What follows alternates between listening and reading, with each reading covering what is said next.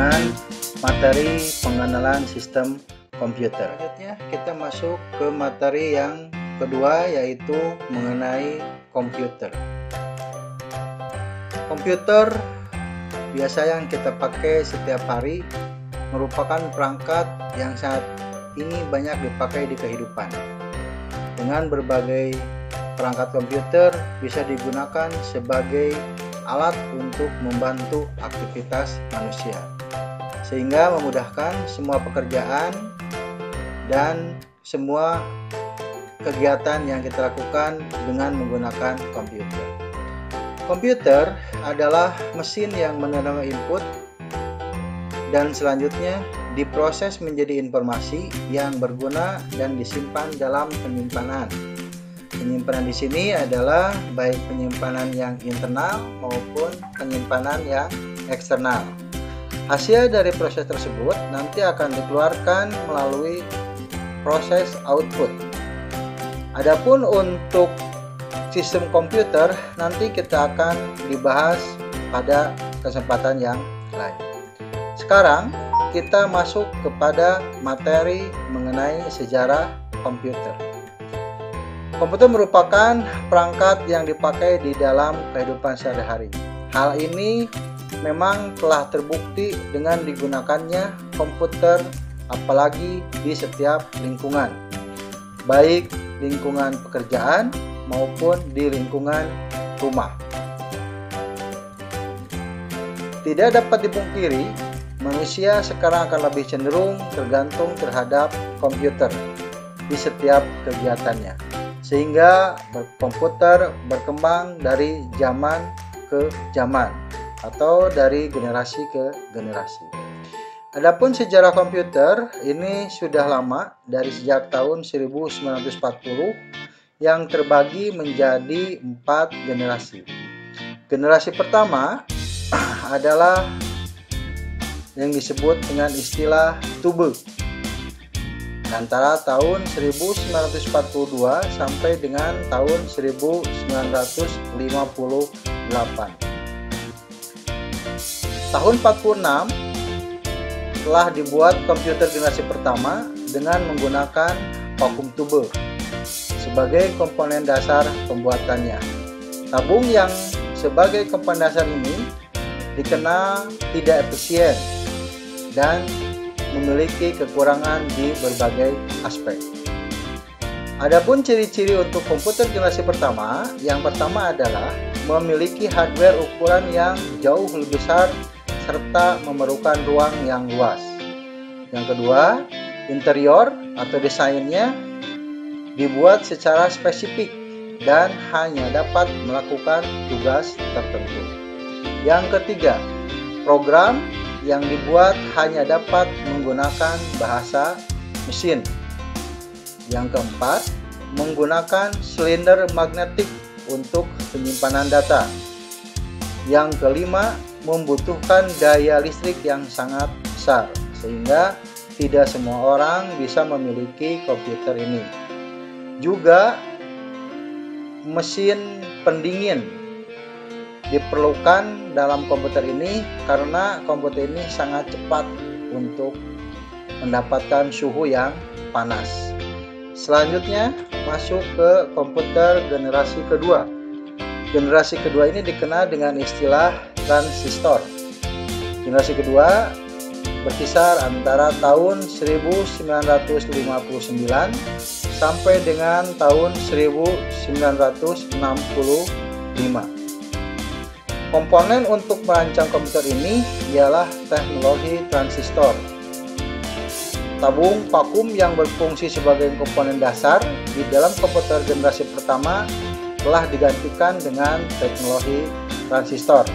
Komponen ini dinilai jauh lebih efisien jika dibandingkan dengan vakum tube. Ada beberapa ciri untuk komputer generasi yang kedua, silinder magnetik. Selanjutnya yang ketiga adalah menggunakan simpanan eksternal seperti magnetic tape dan magnetic disk. Selanjutnya yang keempat adalah mampu memproses secara real time. dan juga real sharing. Artinya dengan generasi kedua ini kita bisa mengerjakan pekerjaan secara bersama-sama. Yang kelima, ukuran fisiknya jauh lebih kecil dibanding dengan komputer generasi pertama, sehingga dapat menghasilkan kinerja yang lebih cepat, juga memiliki daya listrik yang lebih kecil. Yang ketiga itu adalah generasi rangkaian listrik. Ini berkisar antara tahun 1964 sampai dengan 1970. Generasi ketiga ini dimulai pada tahun 1965, di mana pada masa itu komputer ini dibuat menggunakan integrated circuit atau yang sering disebut dengan istilah IC. Teknologi ini menggeser fungsi transistor sebagai komponen dasar komputer. Namun, transistor masih tetap digunakan, akan tetapi ukurannya lebih diperkecil yang disebut dengan istilah IC. Mereka bersama-sama bekerja dengan resistor dan kapasitor. Generasi ketiga ini menjadi generasi pertama yang dapat membuat operator berinteraksi menggunakan keyboard dan monitor. Jadi pada generasi ini kita bisa langsung berinteraksi dengan menggunakan keyboard dan melihat tampilan pada layar monitor. Ada ciri-ciri generasi ketiga, diantaranya adalah 1. Listrik yang digunakan lebih hemat. 2. Softwarenya lebih meningkat dibanding dengan generasi sebelumnya. Ketiga, harga yang terjangkau karena kapasitasnya lebih kecil daripada generasi kedua dan generasi pertama. Yang keempat, memori memiliki kapasitas yang lebih besar. Kelima, kecepatan menggunakan IC sehingga kinerja komputer lebih cepat dibanding dengan menggunakan transistor maupun tubel. Keenam, memiliki kecepatan sampai dengan 10.000 kali lebih cepat dibanding dengan generasi pertama. Jadi generasi ini lebih cepat 10.000 kali lebih. Ketujuh, komputer ini sudah dapat melakukan multiprocessing. Artinya sudah bisa melakukan beberapa proses di dalam satu kali menggunakan komputer. Yang kedelapan, komputer sudah menggunakan visual display dan dapat mengeluarkan suara. Jadi di sini hasil layarnya atau tampilannya sudah menggunakan visual display. Yang sembilan, penggunaan penyimpanan luar seperti menggunakan disket magnetik. Jadi di sini kita sudah bisa menyimpan penyimpanan luar atau external storage dengan menggunakan disket magnetik. Dan yang terakhir adalah komputer ini mampu melakukan komunikasi dengan komputer lain. Jadi di sini sudah mulai yang disebut dengan sistem jaringan. Jadi sudah bisa berkomunikasi antara satu komputer dengan komputer yang lain. Selanjutnya adalah generasi keempat. Generasi keempat ini mulai dari tahun 1971 sampai dengan 1999. Atau generasi ini merupakan generasi yang dimana perkembangan sudah lebih modern karena komponen dasar pada komputer ini sudah menggunakan mikroprosesor. Chip mikroprosesor memiliki ribuan transistor dan berbagai macam elemen sirkuit yang saling terhubung menjadi satu.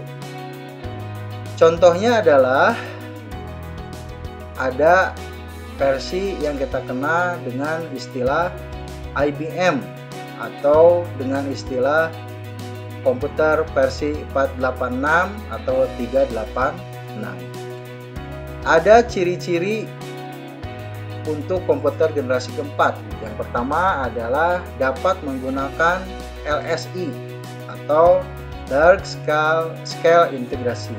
Jadi maksudnya di sini sudah bisa berintegrasi dengan berbagai komputer yang lain. Kedua, sudah dikembangkan dengan memakai semikonduktor dan mikroprosesor yang berbentuk seperti chip untuk memori. Yang ketiga, di pasaran juga pada sektor perorangan. Jadi ini lebih digunakan oleh perorangan. Kalau generasi-generasi sebelumnya itu masih digunakan oleh perusahaan. Dan yang keempat adalah muncul komputer baru yang lebih efisien yang disebut dengan istilah laptop. Nah, itu adalah untuk generasi keempat. Selanjutnya kita masuk ke generasi yang kelima. Jadi generasi kelima itu adalah generasi yang dimulai pada tahun 2000 sampai dengan sekarang, di mana komputer generasi kelima dia sudah menggunakan istilah artificial intelligence atau dengan istilahnya kecerdasan buatan. Pada generasi kelima ini masih di dalam tahap pembangunan, di mana generasi ini akan mempunyai teknologi yang lebih baik.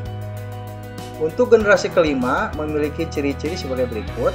Komputer ini masih menggunakan teknologi LSI, namun sudah banyak mengalami perkembangan. Kedua, memiliki fitur yang terus berkembang setiap tahunnya. Dan ketiga, semakin cepat di dalam pemrosesan informasi, sehingga prosesnya lebih cepat dibanding dengan generasi-generasi sebelumnya. Yang kelima adalah komputer ini memiliki kemampuan untuk mendengar, berbicara, melihat, berbicara, dan pastinya lebih canggih lagi, bahkan dapat memberikan kesimpulan layaknya manusia.